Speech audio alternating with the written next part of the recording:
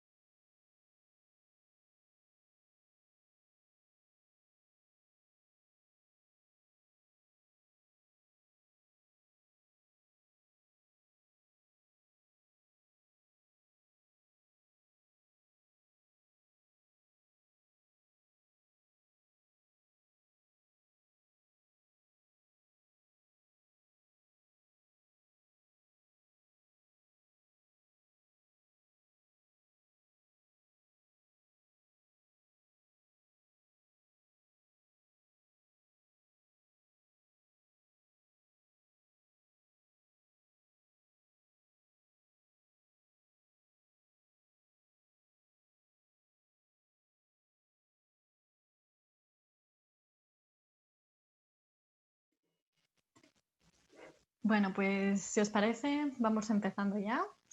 So if you agree, we'll get started. Good afternoon. Good afternoon to everyone. Welcome to the last and third session, 20 years of Agenda of Women, Peace. And we want to go beyond the analysis and take something from the lessons to visibilize. So we've got different organizations.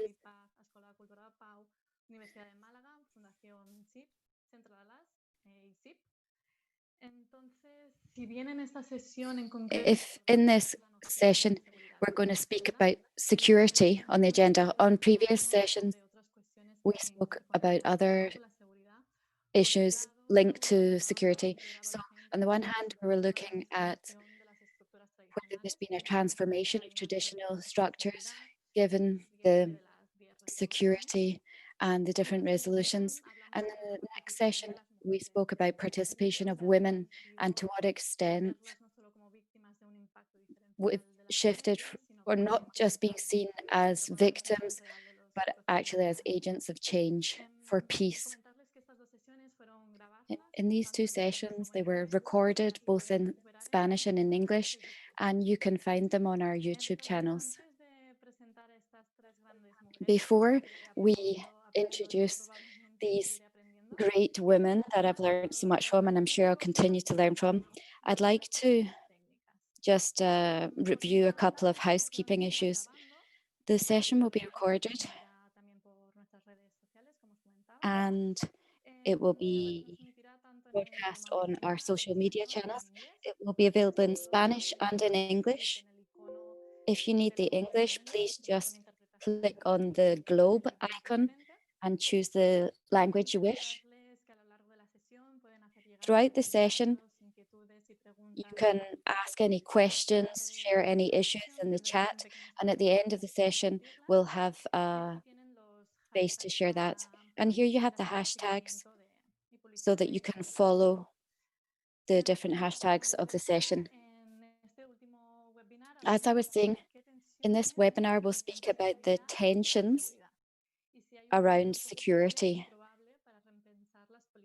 and whether we can review and rethink current policies today. The threats and global challenges on security are many, and they're not always seen in the most normative environment. So although the agenda has been a real opportunity and we've seen progress, a new approach to security, security has really been delegated into into the background. In this section, we will think about why this has been the case. Today, I have the honor of moderating this conversation among these three women. We have Carmen Magallón. It's difficult to quickly describe Carmen's history and everything she's achieved. She's the president of the Investigation for Peace Foundation, interdisciplinary meeting at Zaragoza, and the League of Women for Peace in Spain. She works in different ways. She looks at science, the contribution of women to peace, the analysis and relationship between gender, peace, and security. Her latest book from 2020 in March, entitled Feminists for Peace, Alliance for Women and Peace and Liberty. I'd like to take this opportunity to congratulate you, Carmen, for the award that you received for your long history linked to feminism and the gender perspective. We also have the pleasure to have Nora. She is a journalist, a researcher in gender, Observatory of Human Rights, and in Shock Monitor. She is also part of WILPF Spain. Our third panelist is Ana Velasco. She's joining us from Brighton.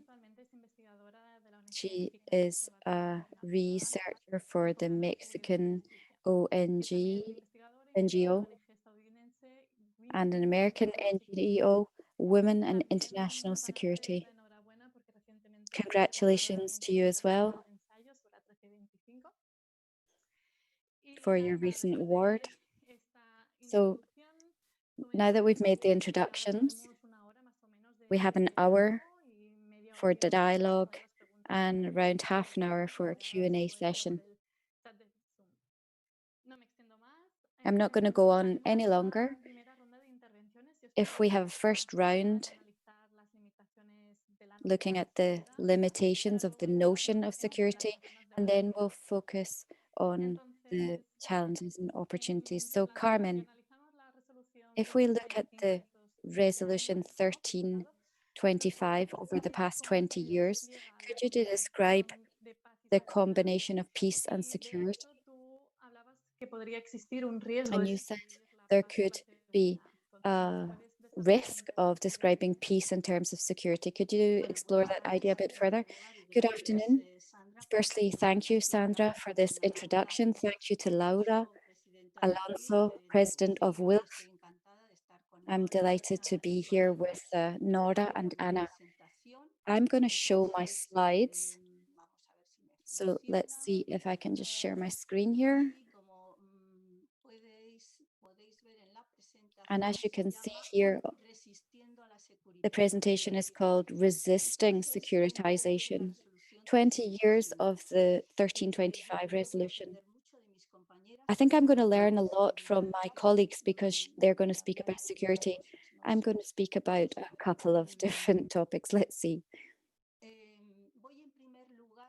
Firstly, I'd like to celebrate these 20 years of the resolution 1325 from my own experience, because I think we're here to celebrate these 20 years. So what can I contribute here? What I can contribute, well, I don't have Well, I want to speak from my own experience. From my own experience, I can declare that I've had a love relationship with the Resolution 1325 for the past 20 years. And this relationship is full of moments of organized women for peace. I'd like to discuss the following points: security, peace, and the interrelationship, and also look to see if there are other contexts in which Resolution 1325 can be applied. And it, in fact, is already being applied. So during this love affair, I have to come back and think, because we can't build forward if we don't understand where we've come from. And there's been huge roots, and I'd like to speak from my own experience.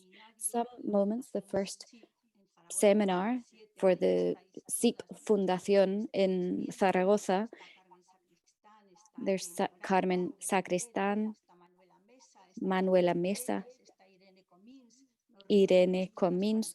We all met together to start to think about this resolution.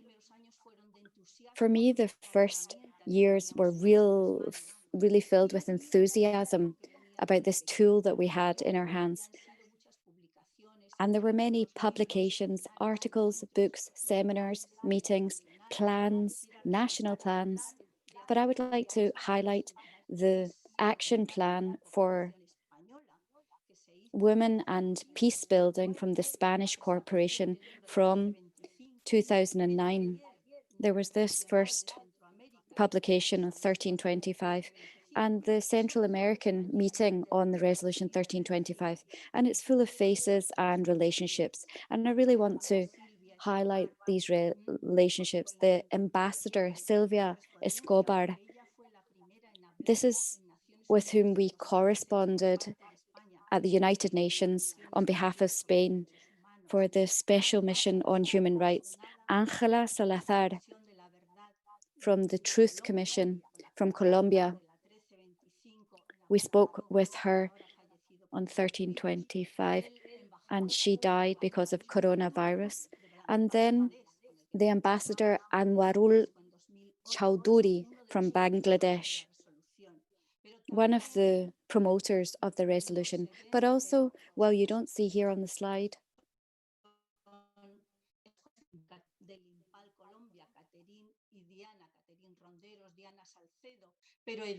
there's also Edufari from Apartado, Marina Gallego, Maria Eugenia Sanchez.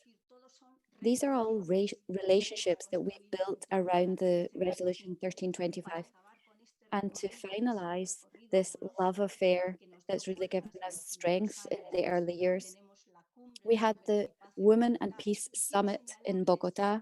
And I want to mention this lady, Miriam Coronel Ferrer, who is here at the summit with me. She is the only one who signed a peace agreement from the Philippines government together with the Moro Islamic Liberation Front in 2014. We see Maria Eugenia Bladón from the Colombian diaspora. We have these photos here from Barcelona and Sri Lanka.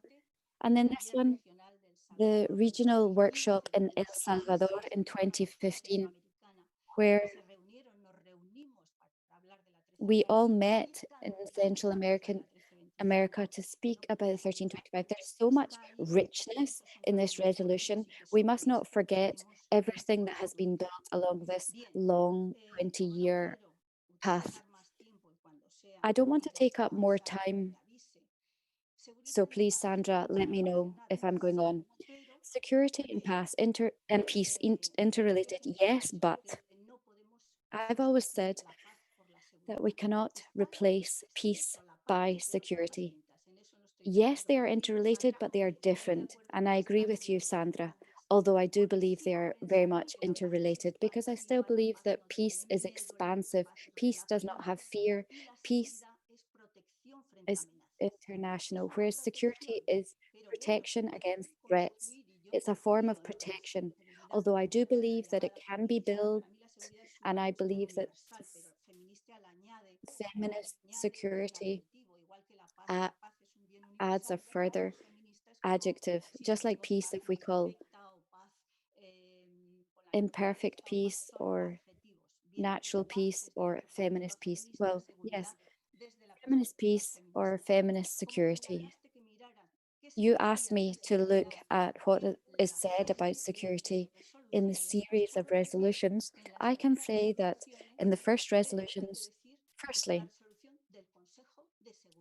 it's a Security Council resolution. You know, this is a Security Council resolution. It's not a peace and security resolution, but it does speak about building peace and security. But since it's security language that's used, it speaks about security personnel, security sector, reforms in the security sector. So they all allude to ideas of security, and it's always an armed approach.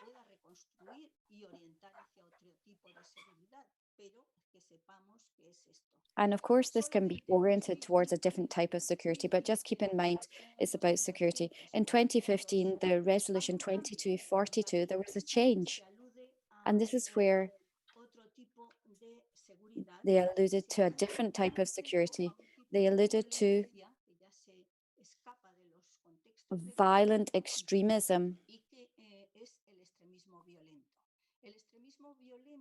Violent extremism refers to a type of extremism that is related to terrorism, but they never mention terrorism. In 2015, the United Kingdom and Spain set this resolution. Both had suffered terrorist attacks on the population, and they began to see capacity for resolutions to take into account this type of violence. For me, violent extremism or terrorism, which is different, they're both types of extremism. So peace is a lack of violence.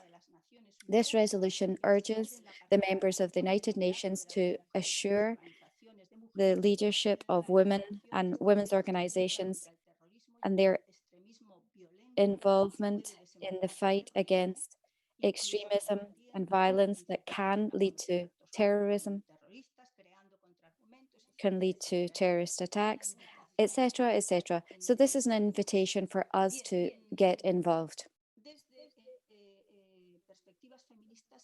From feminist perspectives, this has been worked on. Eradicating extreme violence is working for peace, that is said. And a strategy, the PRIP, peace, resilience, equality, and pluralism was worked on. Please tell me when I run out of time. Yes, I think that sets the context, and we can come back to it for a second round. Thank you for this tribute to the 20 years that you introduced us. I think that was a perfect summary of the ambivalent feeling around the 20 years. I think that's a shared feeling that we've shared over previous sessions. And thank you. I think it depends on how we look at it. You know, when we speak about feminist peace, we were saying that there won't be real building of peace if we don't think about the governing structures, the militarization, the securitization of conflicts, and therefore we need radically different security policies. But it is also true that within feminism, there's a lot of reluctance towards this idea of security itself and the contradiction around the terms. That brings us to a whole universe of debate. Thank you for that initial reflection and introduction. So now, Nora, I thought Well, over the past 20 years of approving the resolution, do you feel that there's been a change in paradigm? No, I think the context of securitization has changed. The agenda of women, peace and security. Firstly, thank you. And also I'd like to say that just like Carmen said, I hope that the resolution 1325, which looks at peace and security as completely different concepts, although that they have broad approaches for both concepts, they link them intrinsically. If you look at the structure and look at the different violences, the types of violence that arise, it's very relevant. But I do think that you have to look at security as a value, because if we think about it objectively, if we think about the violence that affects us physically and psychologically, there's also a dimension based on perception. So it's not just about taking ownership of the term, but really understanding the term, being self-aware of our fragility and being concerned about security where there's instability. And in rich countries, we feel less protected despite having a whole host of security mechanisms, because inequality continues to increase across all levels. And maybe this perceptive dimension, looking at security based on this feminist approach, strengthening and reinforcing care networks and helping each other.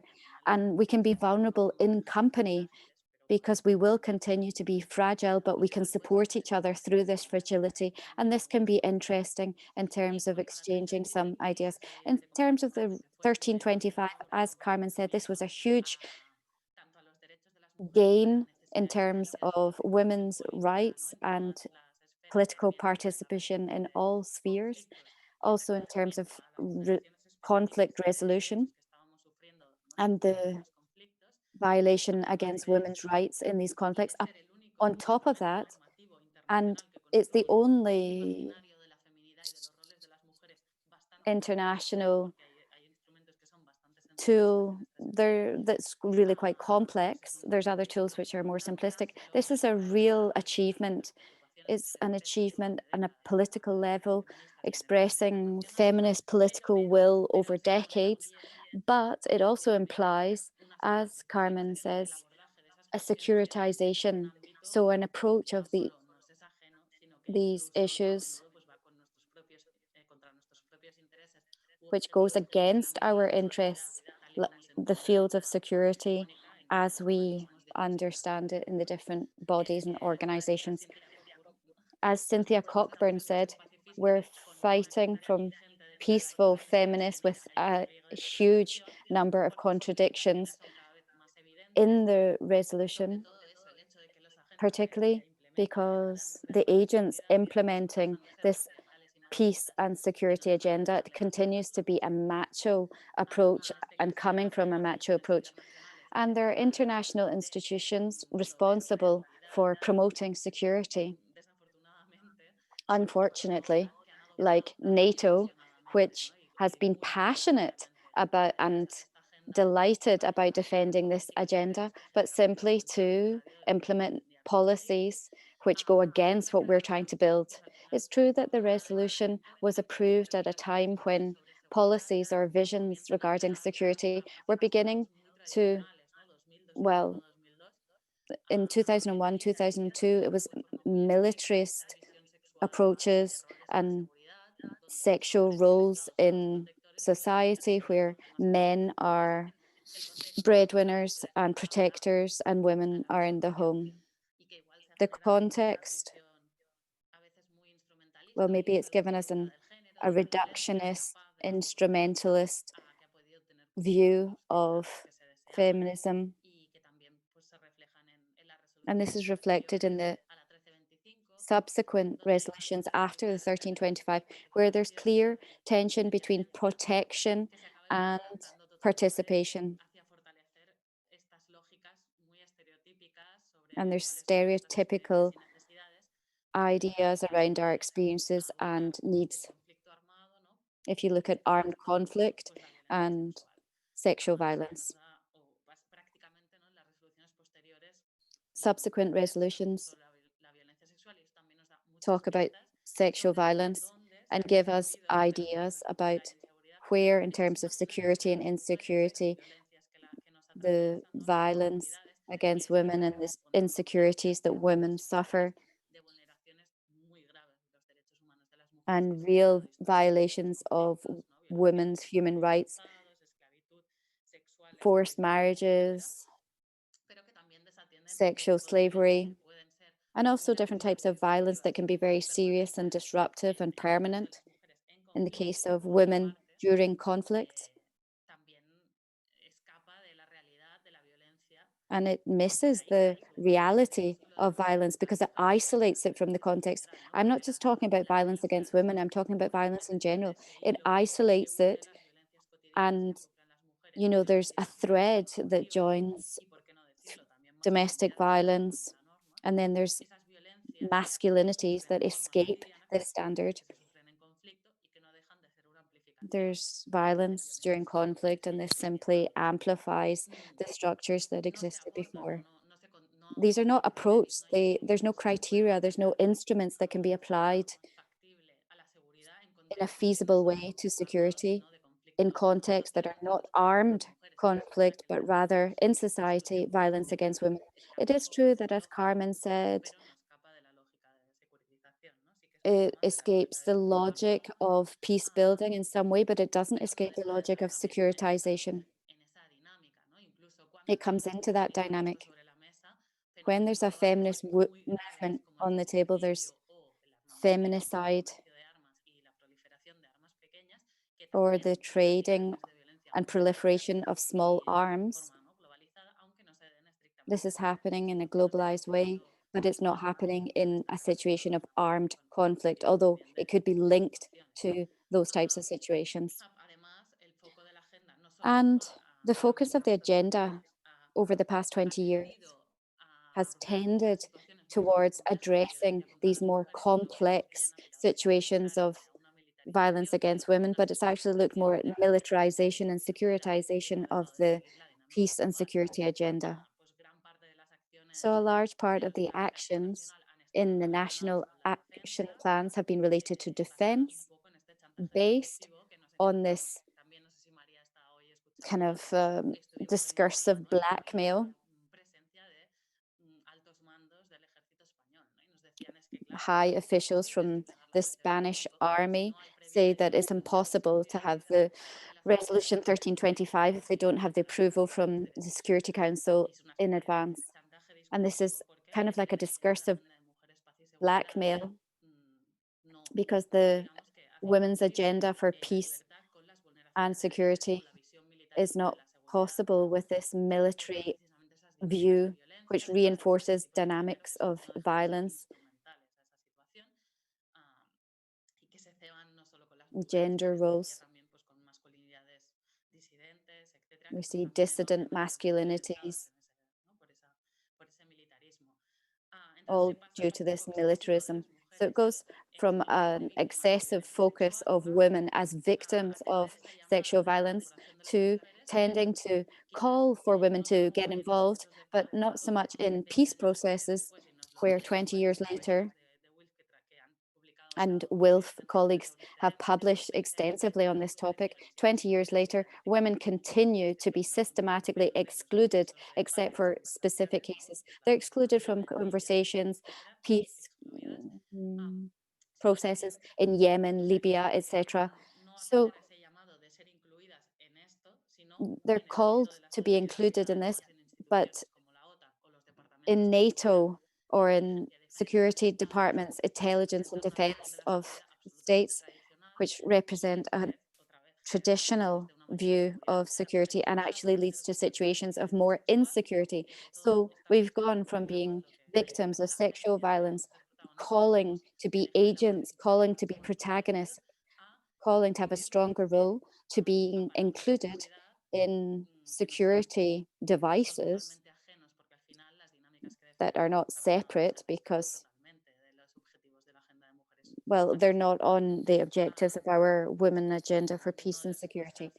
And one of the clearest example is that of violent extremism. I'm not going to go into that in detail because I'm sure Carmen will give us more detail on that later, but that simply instrumentalizes our capacity of being agents to their own agenda, the agenda of states. I'm going to leave it there because I'm going to just go on talking and talking. Thank you very much, Nora. That was exactly what we were talking about. You know, I'm sure we could all go on talking about this for hours, but thank you very much for giving us those ideas in terms of the challenges and limitations, which I think are fundamental, particularly this subjective perspective of security and being left out to one side, and the paradox that in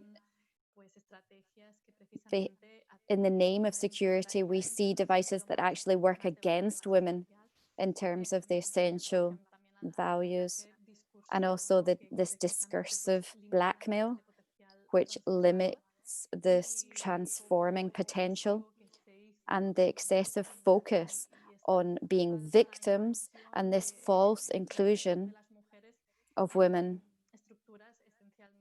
into discriminatory structures. And they don't really have inclusive participation. And if the participation is possible, it almost seems anecdotal or like an annex, rather than really including women in a participatory role. So linked to that, Anna, I would like to ask you about the concept of security, multilateral organizations, and from grassroots level, what is being left out of the scope and what we're seeing as a consequence. Thank you very much, Sandra.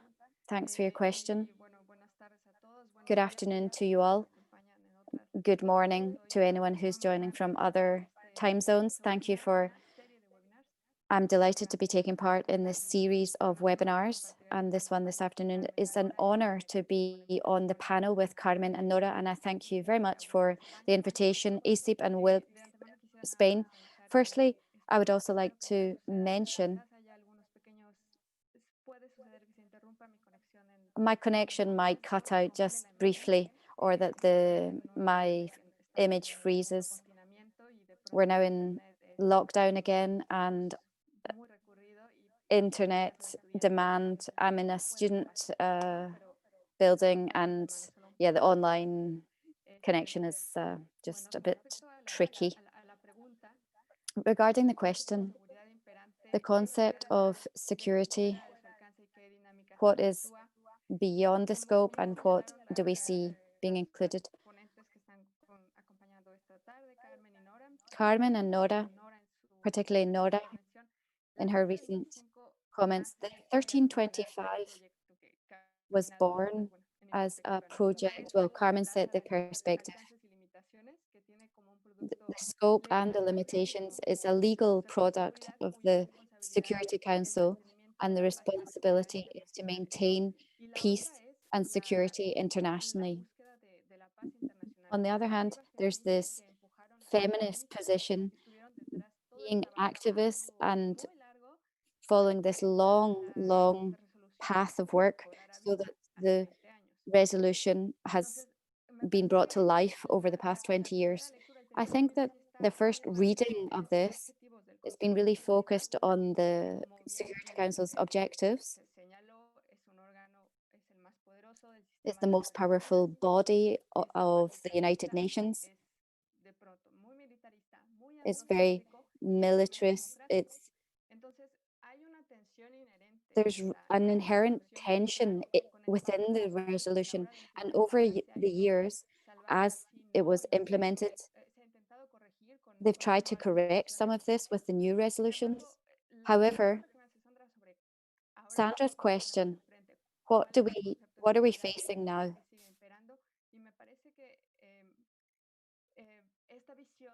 I think this vision, what the Security Council is looking for, that's what we still see in the hegemonic dialogue around security and the areas of implementation of that very agenda. So I think firstly, initially, a very worrying trend that we see for implementing the agenda is authoritarian leaders who are still in power, who are xenophobes, racists, misogynists, and they're in different countries. We're not seeing a division between north, south, south, global north, global south. We're seeing it everywhere. And I also believe that we're seeing in some political circles, there's a return to language of great military powers. Trump was a clear example of this, speaking about the conflict on small nuclear arms with Russia, the war with China. If you just look at the major security conferences like the one in Munich in February this year, the discourse was around the president of France and the Minister of Foreign Affairs from China. And when there was a feminist panel there at the conference, and you could see the comments and the analysis, and it seemed like they were coming from completely different fields, and that's interrelated. Next, I think in terms of implementation, security continues to be an external threat. This means that it's something from outside, and we continue to see dynamics of north-south power. So the idea of security is determined by the states, and that is what we are sad to see. What I find very concerning, if the state continues to be the terminator of this concept of security, it's very difficult for them to realize that they themselves are a structure that are threatening the security of women. It's kind of like what Nora was mentioning in terms of dominating or the supremacy of the agenda by police or intelligence or military states. There's several analyses trying to understand how this global hierarchy works. One was published recently by Tony Haston and Demi Hagen. They reviewed the national action plans, and what they found was they continue to consider that there's types of women who need to be involved in the peacekeeping, and these are coming from the global south. So these women in situations of insecurity are within their borders, and they were calling, there's a study that calls to look at the global south for analysis. Why is this important? If you look at these violent contexts and the international security threat, this has ethical consequences. These national action plans and these missions, supposedly to guarantee international peace, feed into nationalist narrative about responsible states, peaceful policies, and what are we losing from sight with these dynamics? I want to give you a really specific example on this. It's the case of Canada. Canada is a country which has several national action plans, excessive plans to implement the women's agenda for peace and security. In 2009, there was a report on Indigenous women and girls who were disappeared and assassinated. And it concludes that these women are victims of genocide and that this continues. I believe that there's a contradiction, a really, really serious contradiction in Canada. On the one hand, they have this huge support for the agenda. They even have an ambassador for the agenda. and their own national actional plans. They have important platforms for civil society. However, there's a real contradiction between what is happening in foreign policy and what is understood in internal policy. The Canadian government committed, once this research was published, that within 1 year they would provide a response to how to resolve this problem. COVID-19 hit, and now we're in November, and this plan was never presented. I don't know if I've got time left, Sandra, to continue. If you want to take a couple more minutes. Okay. So I'm using this example of Canada because the contrast is very obvious. But if we look at the colonial gender system, we can find other cases of women that are not seen through this dominating approach, or there's power hierarchy, meaning that the agenda is reproducing itself. Another limiting factor in terms of security, this was mentioned by the other panelists, security doesn't necessarily mean the same thing given the context, particularly when there's this global south and the global north. In the case of Latin America, I think there's a very interesting example. It's a region where for some time, and fortunately through the peace agreements, and particularly in Colombia, there's not an actual war, but there's the highest levels of violence in the world. And this is structural violence, is domestic violence, and women are the worst victims. In Mexico, 11 women are assassinated every day in a violent way. And this is not included in the security vision for the Security Council. These deaths are not a threat for peace or international security. But then I think, how can you speak about peace in a country with a high rate of homicide like this? So I think we have to consider the contradiction between this Security Council and the pandemic that we're facing. It's clear that states were not ready or prepared to face up to a phenomenon of such dimensions, such magnitudes, and they didn't prioritize it. So now the question is, what's the point in having trained armed soldiers for a threat against international security if medical staff do not have the resources they require to save lives?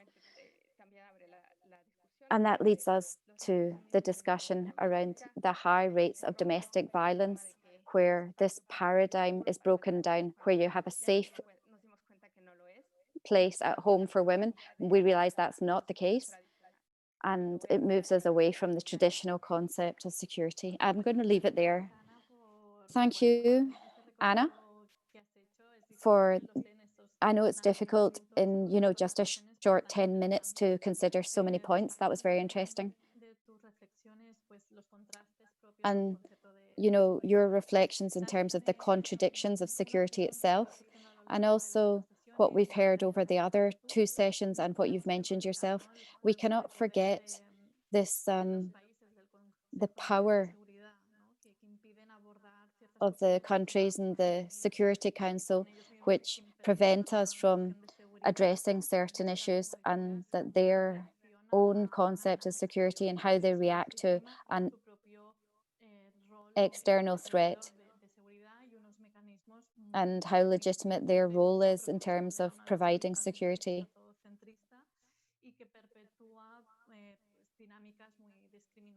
And discriminatory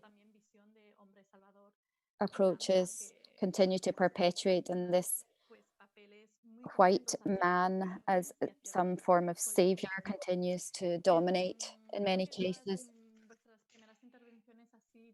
I think all of your first interventions had a real red thread running through them in terms of the limitations.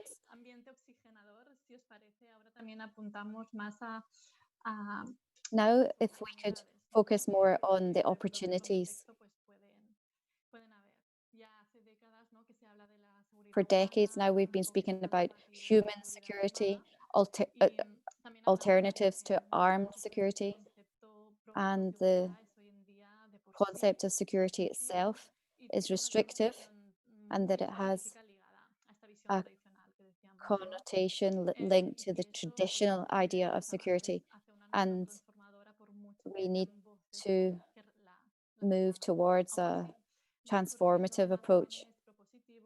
Despite that, we do see positive things, new contributions, new contexts, which may mean that we're getting closer to a possibility of new security policies that might guarantee real peace building.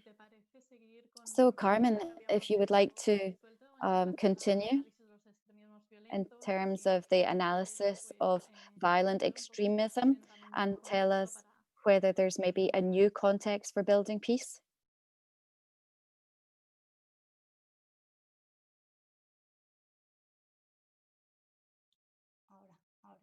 Sorry, I was on mute. I think resisting securitization means we don't let them take ownership of security over peace. I can say that in the 1980s, during the Cold War, which is when we started, this was a real threat. It was a nuclear threat. We weren't working for security, we were working for peace, and we cannot lose peace.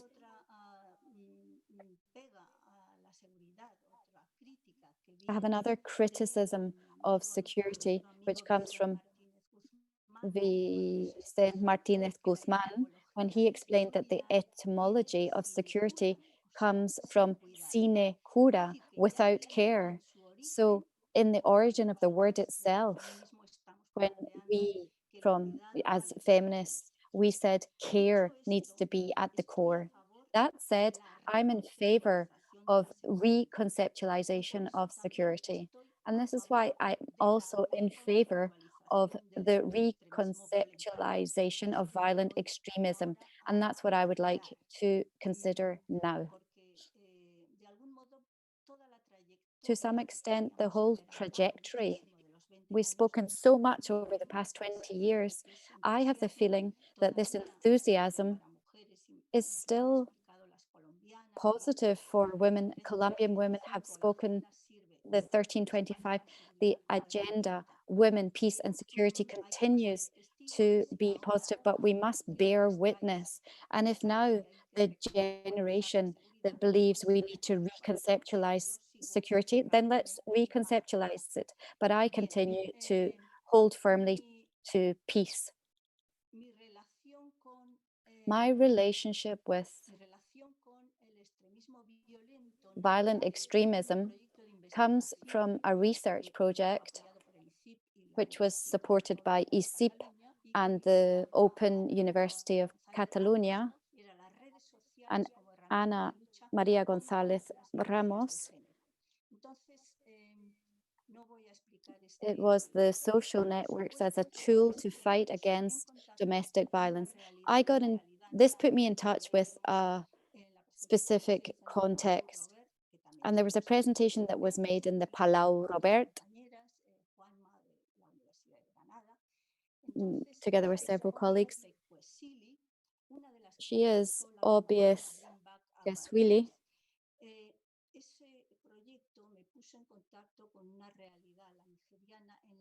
Thanks to this project, I got to know the Nigerian reality. It's very complex. They were highlighting the daily reality of many peoples who live with concerns. And that brought us to violent extremism and considering violent extremism. Some authors,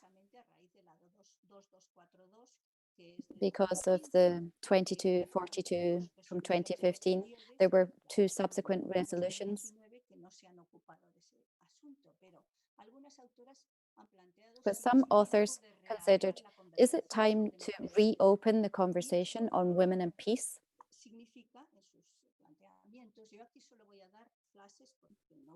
I just want to give you a couple of details because I can't go into depth on this. There's an article which I can share that you can read, but it spoke about diversification of contexts of violence.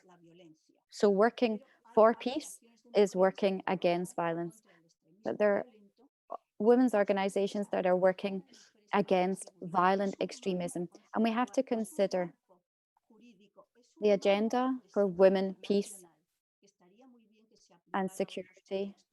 This could be applied to other contexts because it gives real energy, real strength, and also a source of resources. So why even consider violent extremism? Terrorism is not the same thing. There's no agreement on the definition of violent extremism.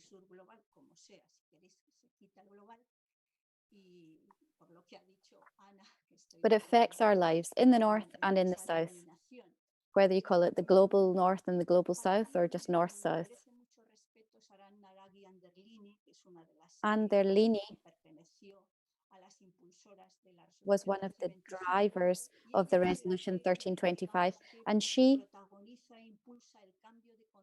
was really driving the change of concept, which is linked to a change of strategy, not to replace peace for security, but to build security, assuming strategies of non-violence and peace. My interpretation is that violent extremism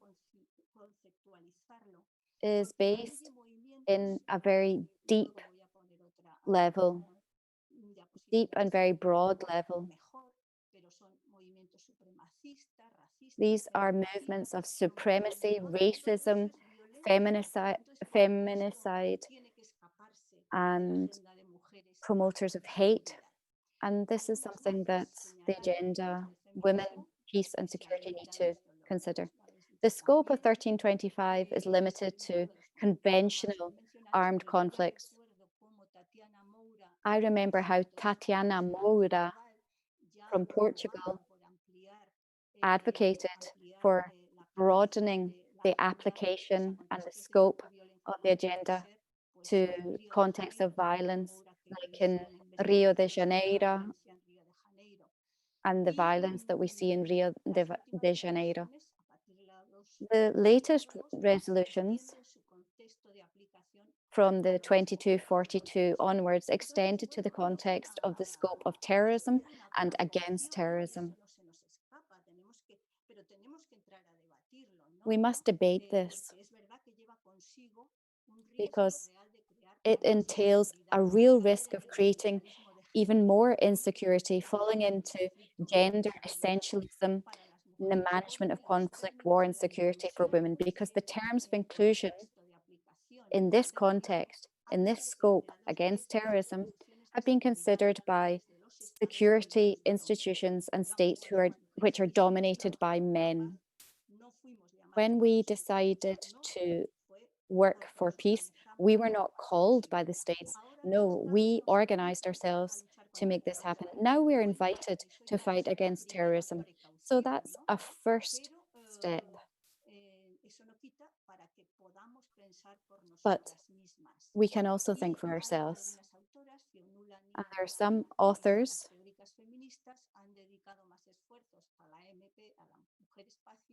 Fionnuala Nai Oalin, The War on Terror and Extremism. And then the media only look at terrorists and call them aberrant. But this pattern has been changing.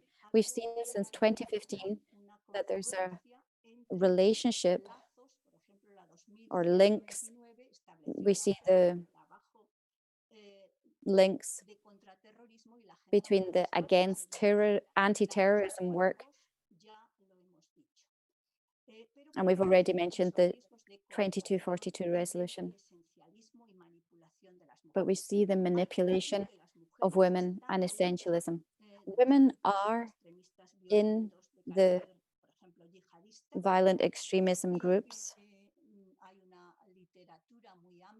There's broad literature which we reviewed during this project, literature around the achievements of women preventing violent extremism, of promoting violent extremism, the relationship between violent extremism and violence against women and girls, the participation of women in violent extremism.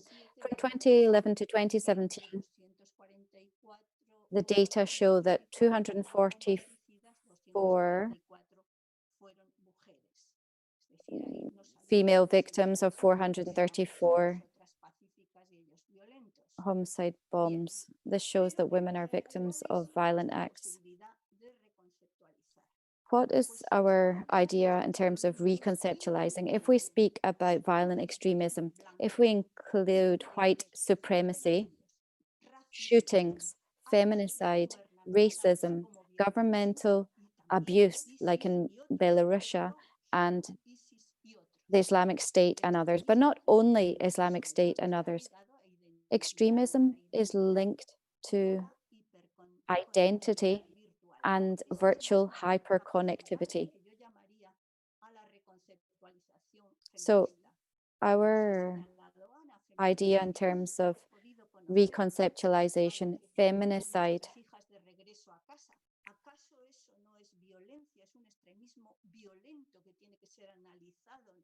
this is violent extremism. This is not just a criminal act. So why not be concerned with this? And shootings in the United States. Here we can see from 2000 to 2017 how shootings increase.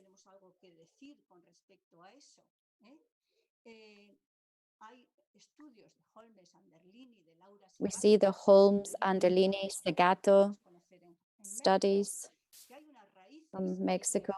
There's roots of this violent extremism. We have to analyze this ourselves. There's negative governance, corruption. We saw the case of Nigeria and the historic wrongdoings.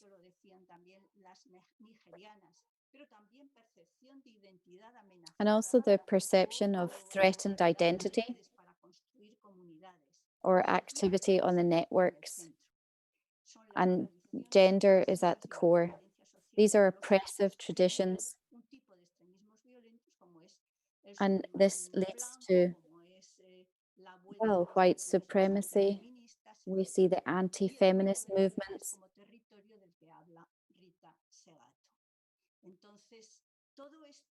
All of this,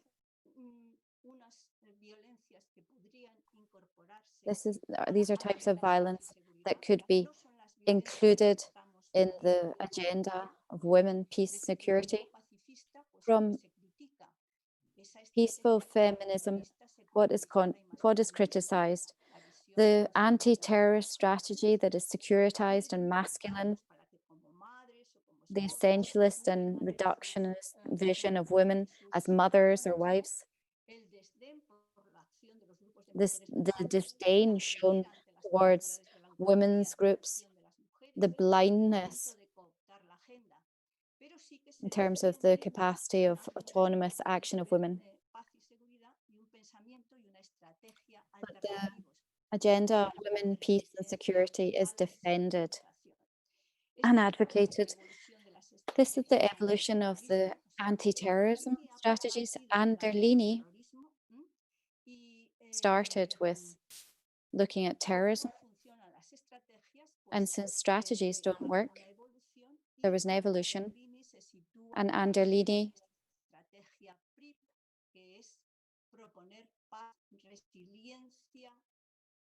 and now Anderlini promotes peace, resilience, equality, and pluralism. PRAR. Sara Anderlini is currently in London, working in the London School of Economics. and she has set up a network, the Women's Alliance for Security Leadership.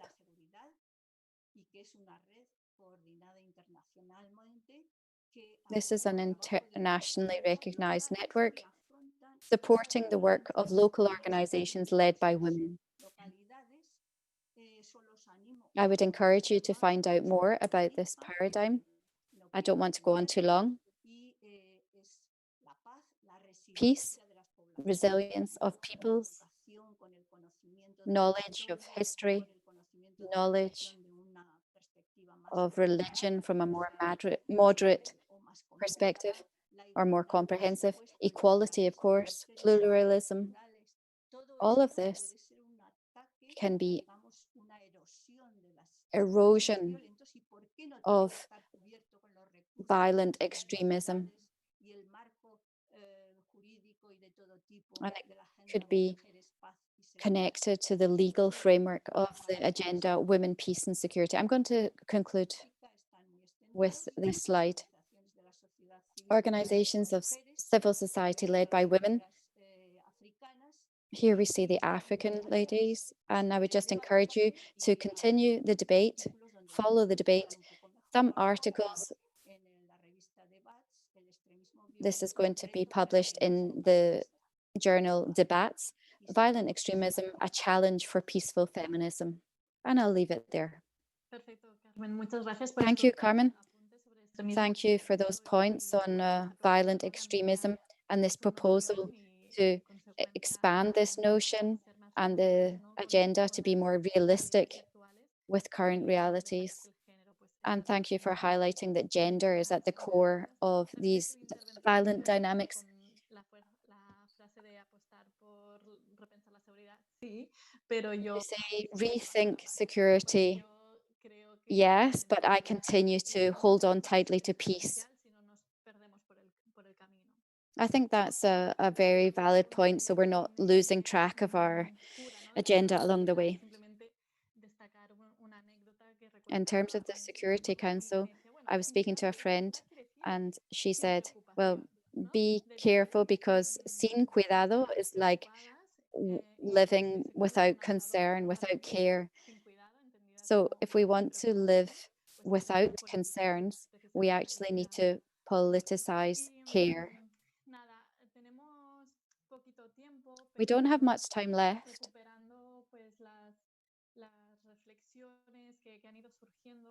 But if I consider what we've discussed so far, Nora, could you summarize, if you had to say, what does the feminist perspective contribute to the specific field of security?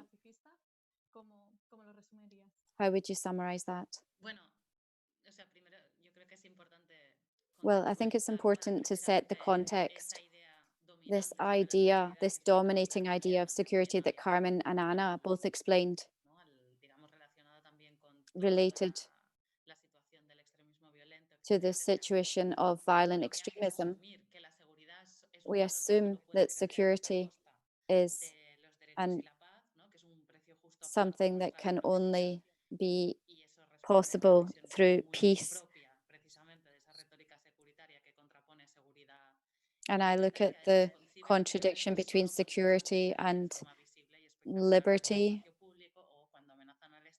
when there's a threat on the state or in the public space, and what feminist approach considers in terms of security. It's more a daily, structural, radical, getting to the root and the structure of security, security and insecurity, which doesn't consider violence as an isolated case without any context, but rather as a continuum which links violence to the experiences of insecurity in the home, in the state, and globally. It's a continuum.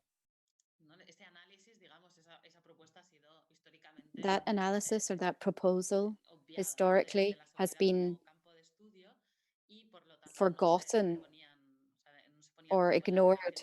There's not really been any focus on the power relations and the subordination between men and women, and that condition our understanding of our own vulnerability. This does not mean that security in its traditional concept be neutral, quite the opposite.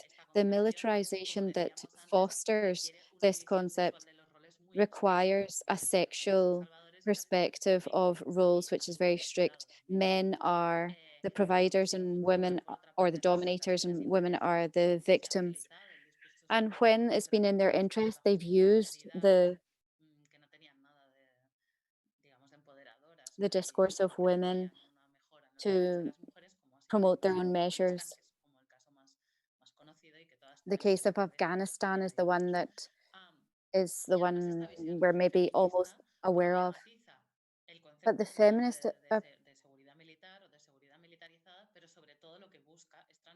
what they're looking for is transforming how the power structures that lead to insecurity and domestic violence. This is not just abiertas y mucho más integrales sobre la seguridad, como puede ser la seguridad humana, pero human security is one approach, but since we don't have this, since we don't give visibility to these power structures, they've been able to instrumentalize these in some moments.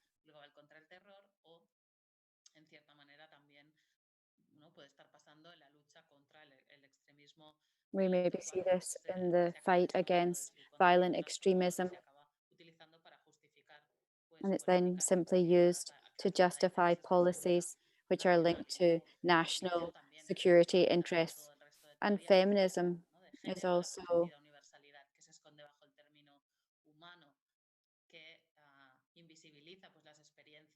there's a lack of visibility of the experiences and the voices of all identities.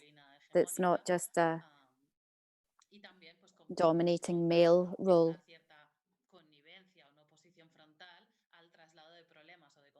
And then there's further problems, political conflicts, and then the security agenda. Al hilo de lo que decía Carmen, de resistirse a la securitización para muchas. And this resisting securitization from many feminist rhetoric means that we have to face the expansion of state powers and greater penetration of the state in collective dynamics.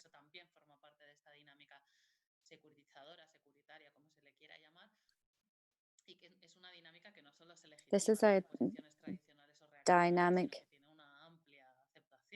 which is widely accepted, and it conflicts with a transformative feminist view on security, which questions the role of the state as a protector. And I think that's key within some feminist theories. Of course, there's very different views in terms of how violence and security is addressed, but there's also criticism perpetuar desigualdades que pueden, ¿no? y pueden llevar acciones pues, que revierta de forma negativa en las vidas y en las experiencias de inseguridad de las personas en general, de las mujeres en particular y especialmente de aquellas que forman parte de grupos. Particularly those women who are part of social, ethnic, religious groups considered by the state as threatening.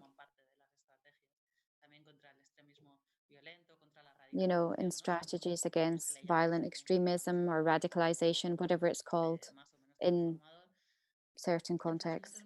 And so many women's movements, particularly lesbian, gay, bisexual, or trans, are living this debate in terms of how relevant is this response from the state. You know, if they're subject to gender violence, should this be a security issue? Because giving the state the responsibility to respond to the threat that you're suffering when states are so masculine, so defending their own political, class, racial interests. And quite often they create more of a problem, particularly in a rural context, the sexual or gender rights. que defienda abiertamente discursos machistas que proteja tus derechos, ¿no? O que haga tu vida más segura y más habitable desde una perspectiva, ¿no?, un poco transformadora, pues es evidente que no. Y eso, además, son estados que responden a los retos de seguridad pues de forma punitiva, de forma carcelaria, ¿no?, mediante políticas carcelarias que al final no dejan de ser un instrumento generador de inseguridades, ¿no?, y con un sesgo de clase, género y raza muy They concreto. continue to be an instrument that's generating insecurity and punish certain peoples, certain populations, stereotypes and patterns. So we need to face up to this securitization.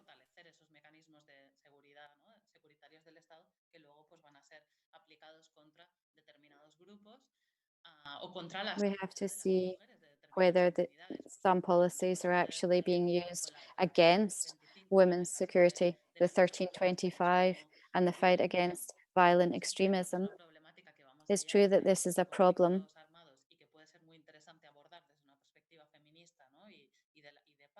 You know, if we look at armed conflict, it's important to consider this, address this from a peaceful feminist way, but there's the danger that they take advantage of this feminist discourse to reinforce stereotypes, which actually remove power from women in these communities who are already suffering from prior discrimination. So they instrumentalize political participation in a dynamic which is maybe good for one but bad for another. But I agree with Carmen, and we've spoken about this a lot in WILPF, that the key factor is prevention and how we take responsibility, whether we call it peace or something or security. Thank you, Nora. Yo creo que se puede resumir, ¿no?, de que las I think we can summarize. vendrían, pues, como decías, ¿no?, el cuestionamiento del rol del Estado como protector, porque We're looking at the role as of the state as a protector, but actually generating security and breaches of security. ¿no?, que es esencial para abordarlas, y cómo no se pueden desligar de las propias And how we cannot, de poder, de las propias jerarquías. how there's this link with the structures and the hierarchy that it's difficult to break away from. Let me link this to the question for Anna. We're speaking about, in some of the previous sessions, the need to link transforming agendas, transformative agendas,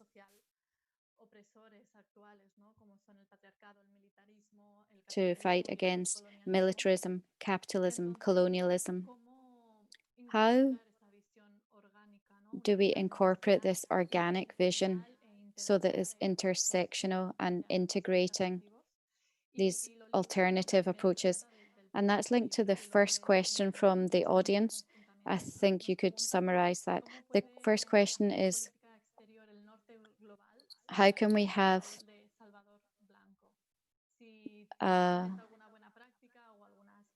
an external foreign policy in the global north without falling into the role of white savior?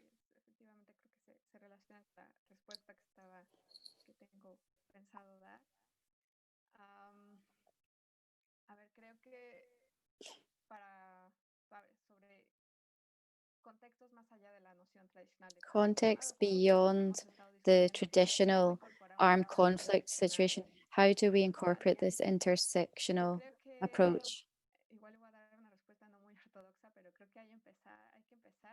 I think you have to begin from here. I think you have to begin with yourself. I think, well, maybe an uncomfortable reflection around the position used. Let's look at all the areas and how we build our identity, where they come from, and how they work in certain contexts. When I saw that I would probably have to answer these questions, you know, you get a bit nervous thinking, how do you answer these? And as a feminist researcher, I work on issues of security, and I'm part of minority voices in certain contexts, but in other contexts, I have to say, I'm white, and from a country which continues to discriminate against Afro-descendant women, whereas I am a white Mexican. This is not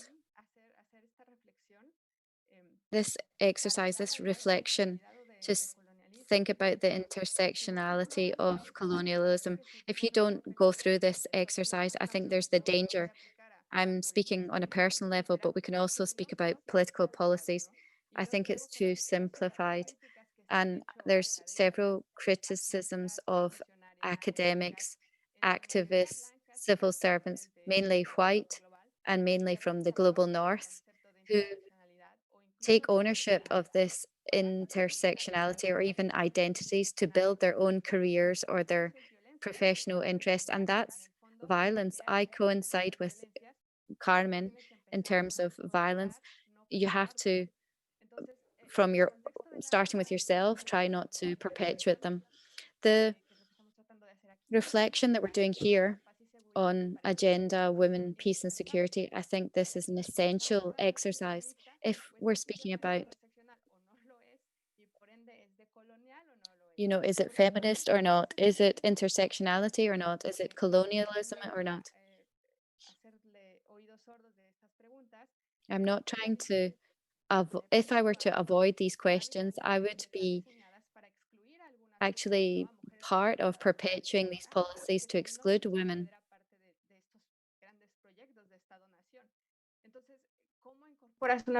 So how do you incorporate this intersectional vision? I think you have to start from here with yourself. I don't know if I have the best answer to this question, probably not. And just what I want to share are, well, some proposals. I think in these cases, you shouldn't assume that you have the answer, but rather listen to the women that you're trying to rescue, because the work is already being done. It's being done, and it's even being done before you exist, but people don't listen, and countries don't listen either, because it can be used for certain purposes, of own agendas. So I have two proposals, very general proposals, which I think are interesting, and it would be good for the agenda to include. And as Nora said, women cannot just be seen from the gender point of view. I think here there's an important role of organizations and civil society, as we heard from Carmen, who were key in terms of the 1325 resolution. And I think the merit of the resolution is in the work that was done by all of them over decades. Of course, there was a political moment where the project was built, and that was an important milestone. But to date, civil society often in many national action plans, women or feminist organizations are not even mentioned. In countries where this work, this vision, the women need to take ownership of the agenda, those are the countries where they tend to be most vulnerable, where they don't have possibilities. And there's so many examples over recent years of assassinations, of imprisonment, like in Saudi, Catlul, sorry if I'm not, Berta Cáceres in Honduras, and the persecution of human rights activists. And I think that's a key threat for agenda, women, peace and security. Another relevant area, which I think would be interesting to explore, is to include journalists' work. Give them more of a role as protagonists. I think there's two issues here. One, feminist stories. They're always considered as women's issues, not justice. And journalism continues to be a high-risk profession in many countries. And they are the ones who are facing these threats, these authoritarian leaders. So I think it could be interesting to build alliances with them and not think about the major media outlets. I'm thinking about small newspapers, small journalists. And coming back to what Carmen mentioned, we're living in a period of disinformation, and science and research is being left to one side. So I think it's very important to set a context for these threats in terms of the agenda. And we also have to say,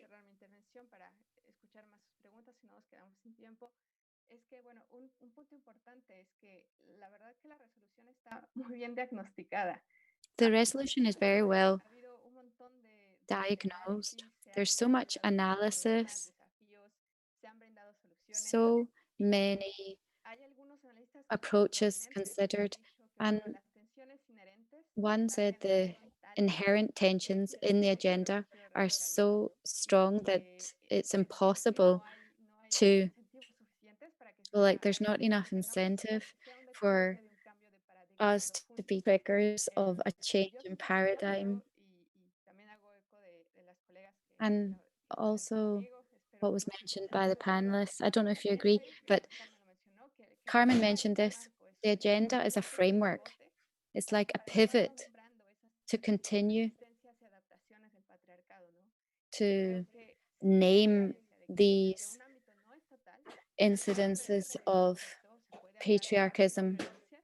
Y porque de lo contrario, y como se ha criticado constantemente, and since there's been constant criticism, we should stop.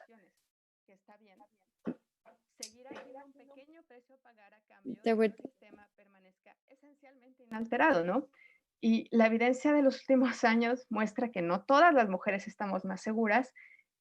Sin embargo, la lucha, this fight, this effort are beyond the agenda. The resolution 1325 addressed this prior to the United Nations work.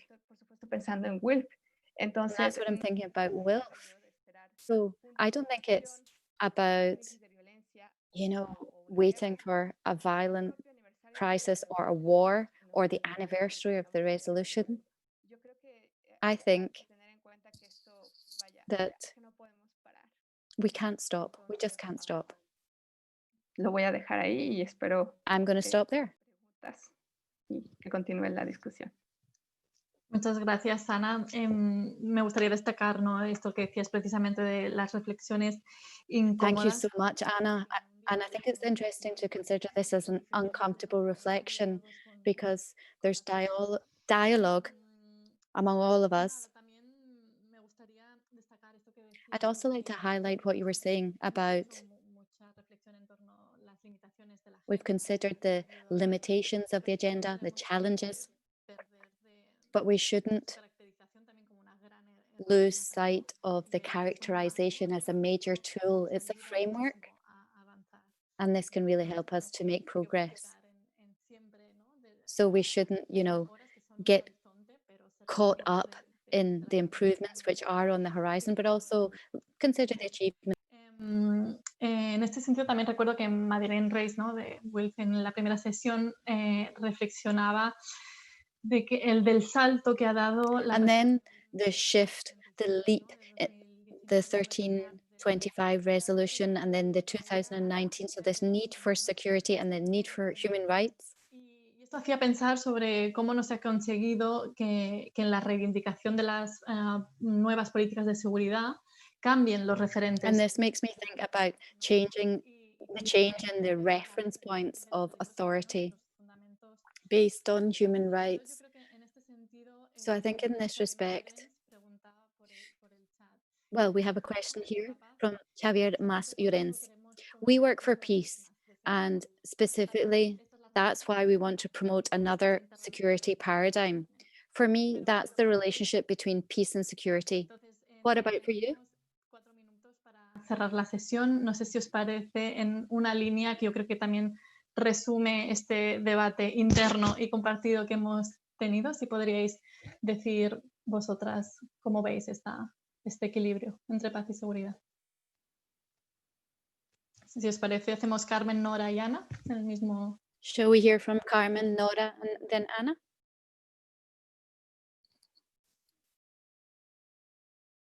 Micrófono.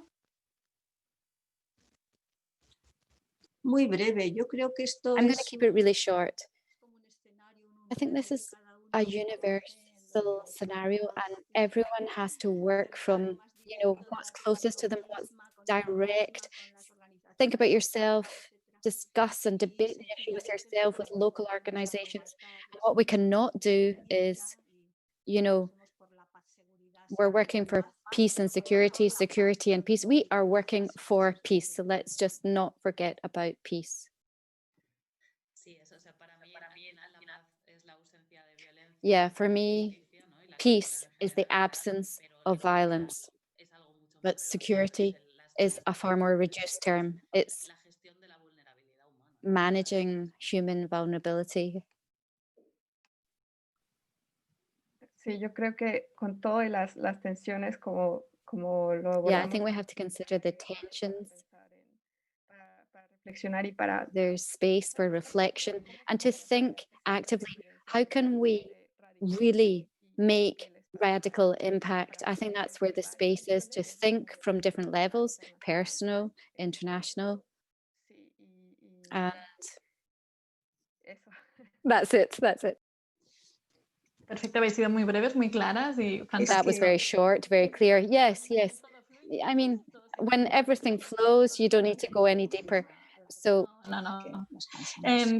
Ya cerramos, pero tenemos una última pregunta. there's one last question. Nos dicen, "Hoy Nuria es el Chueca Internacional de los says Derechos today Humanos, is the International Day for the Rights of the Child, and being the agenda of women, peace and security, focused also on women and for children, for girls. What significant progress has been made specifically for children in context of countries in conflict, and ¿Alguien se anima? what has that progress been?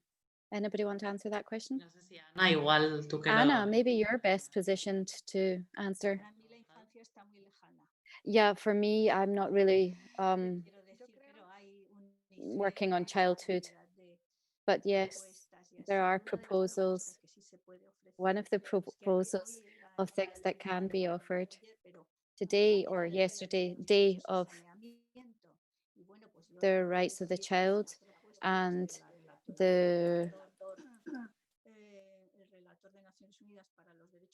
rapporteur for the United Nations. Poblaciones vulnerables, punto. Eso los niños y las niñas pues es fundamental, no les podemos enseñar. Of course, the rights of girls and boys. I mean, they had their water cut off. This is a really specific example. Yo creo que, bueno, lo que yo no he notado es que sí hay también una I think if we break down the concept of childhood and subjects, victims, women and children, these two subjects together, because they're the victims, and that's how it happens, because war is like this and they're always going to be the victims, and so they're subject to the decisions made from this side. But I think that at the same time, we should break away from this concept. Women are also agents. And I think also when we think about children, there's been a similar evolution. And I think that would be really interesting to consider it in this way. And I think another point which is being debated, the securitization of women and the rights of women in security, and an instrumentalization, girls as a concept. There's literature around this, girls being used almost like as a magic wand, a magic solution. So there's like the girl as a concept, and then we can just solve everything else. But actually this requires so much reflection. There's the dynamic of north-south, and well, I think we've run out of time, but I hope that we'll have another occasion where we can discuss these topics. Por estos apuntes y eso me hacía pensar también que en algo que se ha repetido mucho a lo largo de este ciclo es la What we've importancia. heard throughout this cycle is the importance, and the importance of words, of speech, mutual speech. If we speak about women and girls as vulnerable groups rather than vulnerabilized groups, pues construidas y que el problema es el desequilibrio de poder, ¿no? And this disequilibrium of power. Well, without further ado, I would need to conclude this session. Thank you to you all for your excellent contributions. It's been a real pleasure moderating this session, this dialogue. I think we could be here for hours discussing these issues.